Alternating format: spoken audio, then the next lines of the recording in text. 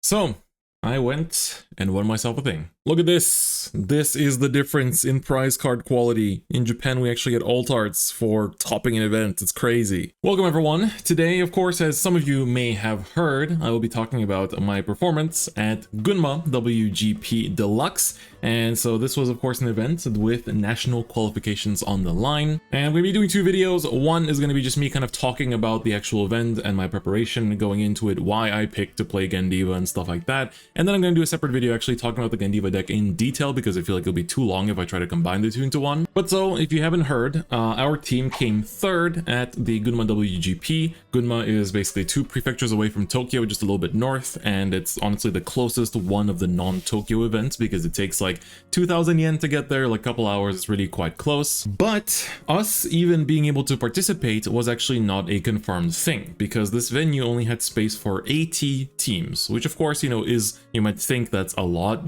that's 240 players, but this year, Vanguard's been really popular and events have been having 1,000 players, right? It's been having, 500 teams for some events. So it's like 1,500 players even. And so with that, a lot of people obviously are applying to the events, especially ones that are close to Tokyo, and so are we. And so for this event, I applied and with my team, and my team this time was composed of Haripin, who I always team up with, as well as Taunt, who's a player from Korea that I played against during Daivangasai and lost to, but he was really cool and we exchanged Twitters and stuff and, got along super well. So I was like, hey, if you're down to come over, let's team up for one of the WGPs. And so that's what we did.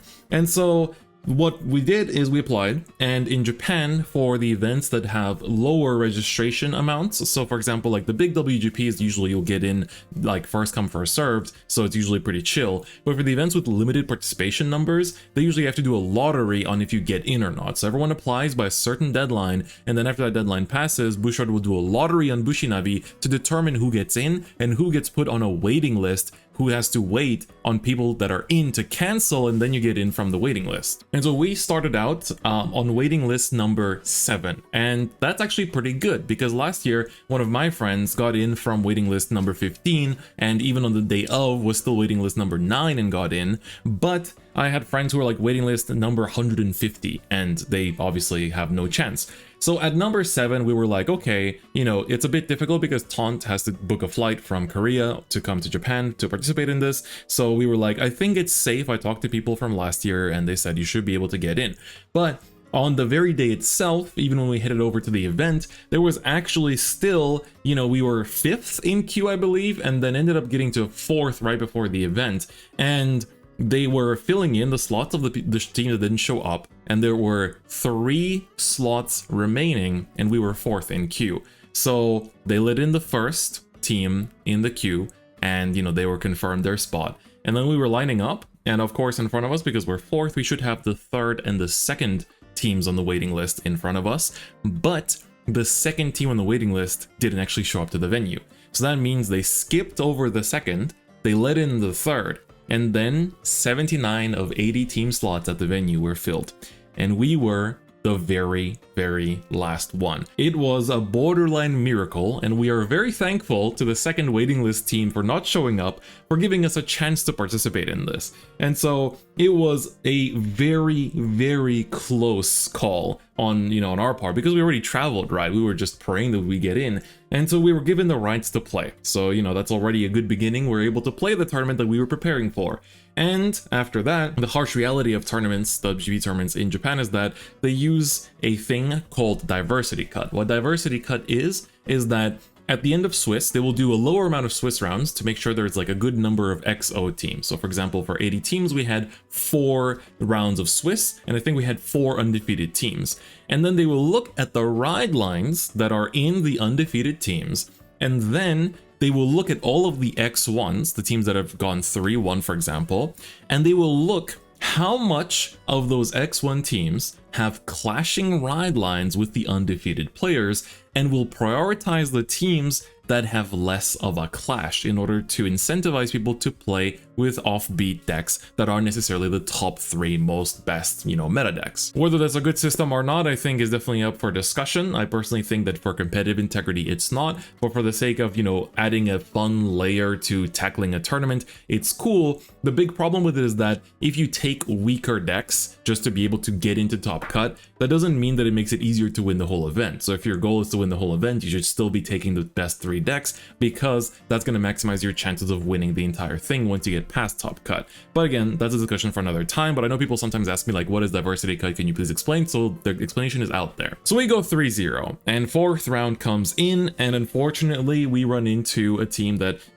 I think I lost against, unfortunately, and my team also lost as well. So we were X1. So we're like, okay, well, now we have to pray. Luckily, we did have a deck that kind of abuses ride line selection, the diversity cut, because we had the Touchy Crest Token Rambu deck that Taunt was running that nobody else even knew what it did. And he was winning his games because nobody basically knew what the deck does, didn't read the effect, and was just giving him CB all day. And so we were praying, right? It's a top 16 cut, but the chance to get in isn't that great. And then after waiting and praying, just like we prayed to get into the tournament in the first place, 12th in Swiss, we got in. So then we get into top cut, and that's when I feel like, we won top 16 against a really amazing and powerful team. We won top 8 as well. And then we get to top 4, and that's when Haripin, my teammate who runs Mikazuki Minechika, he's the very famous guy who won nationals with Token Rambu back in G, then he wins,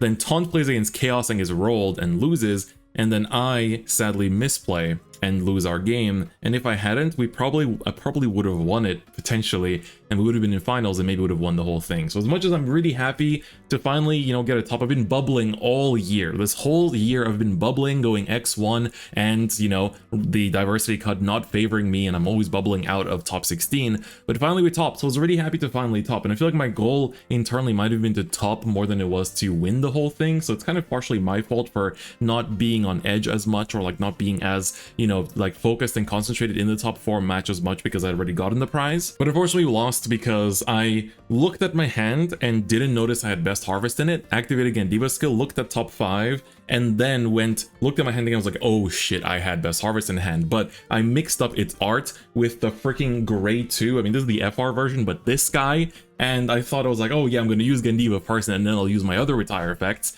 And then I look back at my head and go like, oh my god. And now, I had to pass on at 4 damage, my opponent checked crits early, and then with 4 cards or 5 or 6 cards in hand, really not enough to survive in a Gandiva mirror. And so unfortunately we lost that. We didn't get any further than that. I can talk about the matchups in more depth in the deck profile video if you want, because I think next I really want to talk about why I chose Gandiva in the first place. So for those of you that have been following my competitive journey, you will know that I'm particularly known for the deck that is inside this deck box, which of course is Eva, right? So I think the first question to a lot of people was like, wow, you're not using Eva, what's going on? Well, let me start with this, right? Because the reason why I, approach this tournament differently is mainly because Eva simply is no longer it. Eva in the Japanese format, in which we have Combined Russia restricted, she has no tools in the early game in order to actually be able to fight in this much faster metagame. The current metagame is fast. It's a lot faster than when Eva and Jet were the main decks, because Eva and Jet are both decks that take their time to set things up. So does Youthberg too. The whole last half a year plus, or a year basically, of all these metas was a lot slower. And I'm personally quite a fan of slow metas because triggers are less sacky in these less fast metas. And as a result, you also get to explore the game a lot more. But the game is sped up a lot, because now Gandiva usually starts popping off from turn 3. Minerva starts popping off from turn 3, can combo you up and down, and most importantly, Willista came into the picture, and Willista can start already aggroing you from turn 2 or even turn 1 if they really open all the parts, and it doesn't stop, and they keep on aggroing you every single turn. And so in a meta like that, especially with Willista around, Eva just doesn't have enough power. Eva just feels like she's too lacking, and I tried so hard to top with Eva in Nagoya, but I just felt like at times I was just shackled by this deck. I feel like in order to be able to do well at competitions, I need to be able to go beyond using my favorites sometimes, and if my favorites just aren't viable anymore, I just have to look at all their alternatives. So Eva went a little bit to the side, went by the wayside, and I started exploring other decks. And so I built this deck, of course, mostly for playtesting purposes, but I was like, maybe just in case I'll use it for tournaments too. And this was the deck that I was mostly preparing for this event as well, which is Willista. So Willista, this list is the exact same as the one that I deck profiled as well during, the most recent one that I uploaded. And Willista I quite enjoy because one, of course, I love the artist. It's Fuzzy Choco, one of my favorites. But most importantly, it feels like the deck also has quite a lot of compression, and I really like compression style decks where, Eva's, my big fun factor of Eva is that I get to like compress the deck and then I'm super, all my triggers are just sleeping in my deck basically in the late game, and I can finish the game in that way by damage choking my opponent. DP kind of had that similar playstyle, and that's why I always mained it in Premium too. So Willista I quite enjoyed because it filters quite a lot, and it also has really good aggressive early tools. So that means I don't feel like I'm just like shackled in the early game, not being able to do anything, just like swing Vanguard and pass. So with Willista I actually feel like I have a lot more kind of like skill expression in the early turns, and I really enjoyed it. But I playtested this deck for basically a month straight, and I just felt like the more I played it, the more this deck just dies to itself. You don't draw your second order? Well, too bad. You're going to be drawing so many less cards now if you don't set up your Elviras early. It's like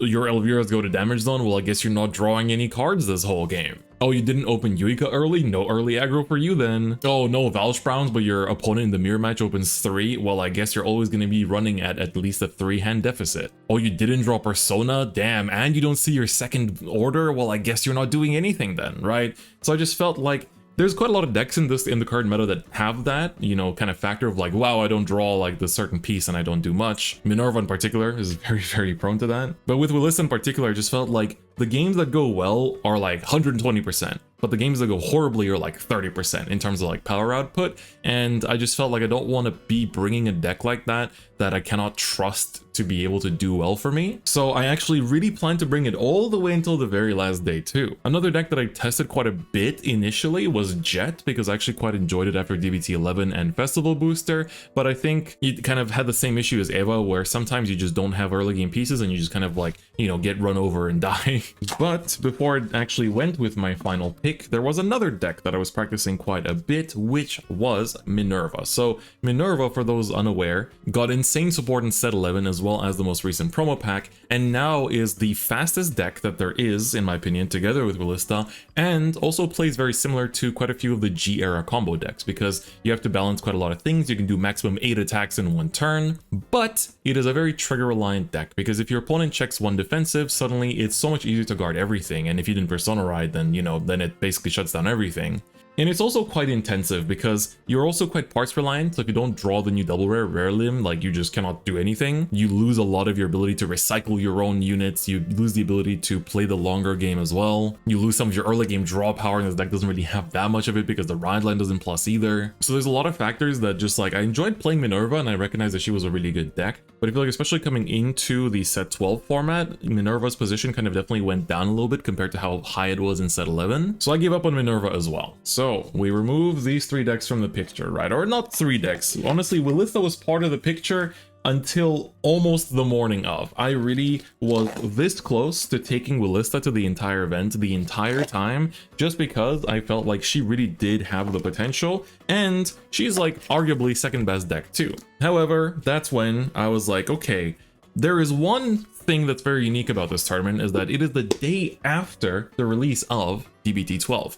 And what that means is that usually the tournament that happens the day after a release has a lot of people playing decks from the latest set, because the meta isn't settled yet, so they're going to try to get the surprise factor in and win games through just, lack of opponent's knowledge. So I was like, okay, what is a deck that simply dominates all of those decks that are lower tier, that can actually win against decks that are clearly doing less and are winning through surprise factor alone? And I was like, well, we don't have a Gandiva on our team yet. I could just bring Gandiva. And Gandiva also satisfies the same category that Willista does for me, in that it is a filtering deck too, because you do filter through your deck with your Alpha card, the actual multi-attacker. And while it's not like a crazy amount, but I feel like the other issue with Willista I had was that she has 0 removal. So if your opponent has some key card in the back, it's just gonna be sitting there forever. With Eva, at least when I played it, I had, front row removal. In the past, with the bind order, we had back row removal too. But I really do enjoy playing decks that have at least some kind of removal removal in the arsenal. And so I felt like Gandiva might just be the safe pick because most of my teammates were basically set on playing their Token Rambo decks because they're both big Token Rambo fans, and especially Hadipin is like famous, like his whole name is associated with Token Rambo. So I was like, you know what?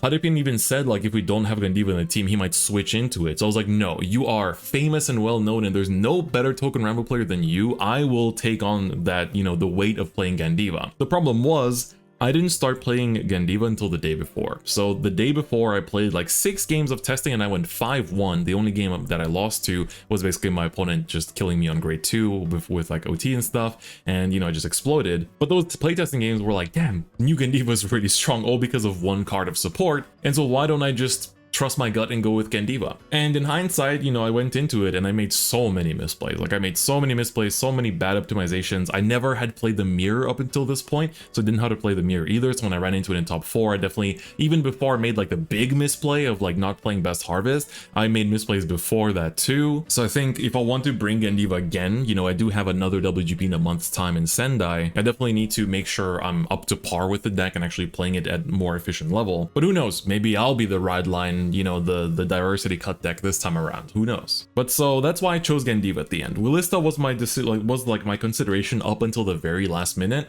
but I felt that it just sometimes felt so disappointing to lose with it because the way he would lose is just so lame. Like I would just feel that the way that Willista loses is very lame. So at the end of the day, I decided to commit to Gandiva and I went with it. And you know, we ended up doing pretty good. I mean, I'm not complaining. We got some prize cards out of it. As much as I wish I could have not misplayed and won the whole thing, it would have been very cool. But at the end of the day, I think it was the right call deck-wise. And it was just me not really thinking about practicing with it prior to that I think is the main reason why we didn't go further. So that's something I'll definitely reflect on and do better for Sendai next month. So I hope I can come back to you with a report like this in a month's time as well, and hopefully that time with a gold medal instead of bronze. So anyway, that's it for this little recap of my performance at Gunma. If you want the deck profile, let me know in the comments. I will be making it regardless, but if there's any details you want me to talk about, like you want to talk about specifically matchups or other things, or maybe like some particular cards that you're interested in the list that like my list is out there on my Twitter and on the official website. So if you have questions you want to ask before I record it, feel free to do that because I will give you like a day's time to think about it. But anyway, that is going to be it for this video. Thank you so much for watching. If you liked it, please do give it a like, and if you haven't already, please do subscribe. I'm trying to reach 100k and I need your support. And also, if you want to get access to some bonus content, and I'm going to actually film a first-person POV of me playing with this deck too, you can become a YouTube channel member to further support the channel too. But otherwise, that's going to be it for me today. Thank you so much for watching, and I'll see you guys next time. Bye-bye.